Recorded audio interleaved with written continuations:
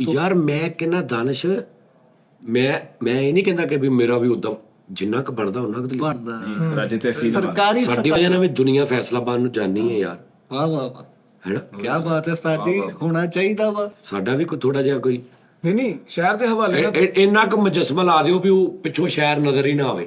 ਕਹੋ ਭਾਈ ਇਹਨੂੰ ਤਾਂ ਪਰੇ ਕਰੋ, ਬਸ ਇੰਨਾ ਕੁ ਲਾ ਦਿਓ ਛੋਟਾ ਜਿਹਾ। ਆਹੋ ਠੀਕ ਹੋ ਗਿਆ ਯਾਨੀ ਪਿੱਛੇ ਸ਼ਹਿਰ ਇੰਨਾ ਕੁ ਲੁੱਕ ਜੇ ਉਹਦੇ ਫੈਸਲਾਬਾਦ ਦੇ ਵਿੱਚ। ਲੋਕੀ ਇੰਜ ਕਰਕੇ ਜਾਨੀ ਨੂੰ ਵੇਖਣ ਫੈਸਲਾਬਾਦ ਕਿੱਥੇ ਹੈ, ਬਸ ਇੰਨਾ ਕੁ ਲਾ ਦਿਓ ਬਸ। ਦੋ ਫਾਇਦੇ ਹੋ ਜਾਣਗੇ ਕਿ ਦੁਨੀਆ ਦਾ ਸਭ ਤੋਂ ਵੱਡਾ ਸਟੈਚੂ ਹੋਣ ਦਾ ਵੀ ਉਹਨੂੰ ਇਜਾਜ਼ਤ ਮਿਲ ਜੇ। ਹਾਂ, ਔਰ ਉਸਤਾਦ ਜੀ ਮੈਂ ਉਹ ਚਾਹੁੰਦਾ ਮੇਰੀ ਅੰਜਲੀ ਤਸਵੀਰ ਜਿਹੜੀ ਆਏ ਮਸ਼ਹੂਰੇ ਜ਼ਮਾਨਾ ਆਹ।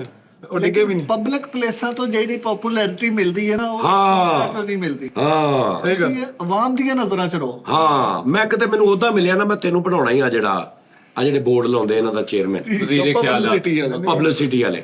ਵੀਰੇ ਉਸਤਾਦ ਜੀ ਅੱਡਿਆਂ 'ਚ ਕੋਸਤਾਨ ਜੀਟੀਐਸ ਲਾਰੀ ਅੱਡਾ ਬੱਸ ਜਿੱਥੋਂ ਚੜਨਾ ਹੈ ਨਾ ਸਵਾਰੀ ਨੇ ਇੰਜ ਸਾਹਮਣੇ ਤੁਹਾਡੀ ਤਸਵੀਰ ਲੱਗੀ ਹੋਵੇ ਕਿ ਜਾਨੀ ਦੇ ਸ਼ਹਿਰ 'ਚੋਂ ਬੈਠਣ ਓ ਲੱਗੇ। ਯਾਰ ਭਾਈ ਦਾਨਿਸ਼ ਕੀ ਬਾਤ ਹੈ।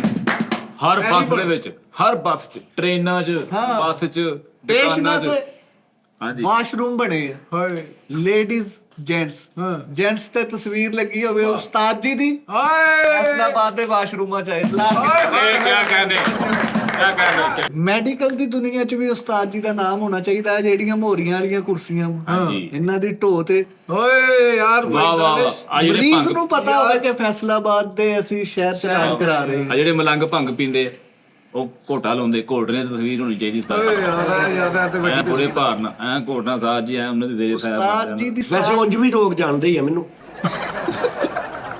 ਨਹੀਂ ਨਹੀਂ ਸਾਜ ਜੀ ਤੁਹਾਨੂੰ ਬਾਅਦ ਦੇ ਉਂਝ ਕਰਾਂਗੇ ਵੀ ਲੋਕਾਂ ਨੂੰ ਪਤਾ ਵਾ ਯਾਰ ਮੇਰੇ। ਅਸੀਂ ਆਪਣੇ ਉਸਤਾਦ ਇਹ ਚੀਜ਼ਾਂ ਅਮਰ ਹੋ ਜਾਣਗੀਆਂ। ਯਾਰ ਥੋੜਾ ਉੱਤੇ ਲੈ ਕੇ ਜਾਣਾ, ਤੂੰ ਕੀ ਕਰ ਰਿਹਾ ਸੋਚ? ਇਹ ਤੋਂ ਉੱਤੇ ਲੈ ਜਾਂਦੇ। ਗੋਰੀਆਂ ਵਾਲੀ ਕੁਰਸੀ ਦੇ ਉੱਤੇ ਤੂੰ ਥੋੜਾ ਜਿਹਾ ਇੰਜ ਨਹੀਂ ਹੋ ਸਕਦਾ? ਕਾਇਦੇ ਆਜ਼ਮ ਨੋਟ ਦੇ ਪਿੱਛੇ ਥੋੜਾ ਮੈਂ ਪਿੱਛੋਂ ਐ ਵੇਖ ਰਿਹਾ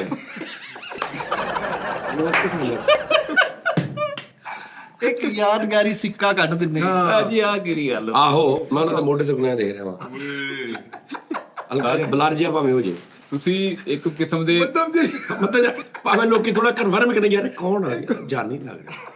ਕੁਲਫੀਆਂ ਵਾਲੀ ਜਿਹੜੀ ਨਹੀਂ, ਲੱਕੜ ਦੀਆਂ ਕੁਲਫੀਆਂ ਦੇ ਉਸਤਾਦ ਜੀ। ਲੋਕਾਂ ਕਹਿੰਦੇ ਯਾਰ ਉਹ ਨੋਟ ਦੇ ਉੱਤੇ ਕਾਇਦੇ ਜਾਨੀ ਆਜ਼ਮ ਬਣ ਗਏ।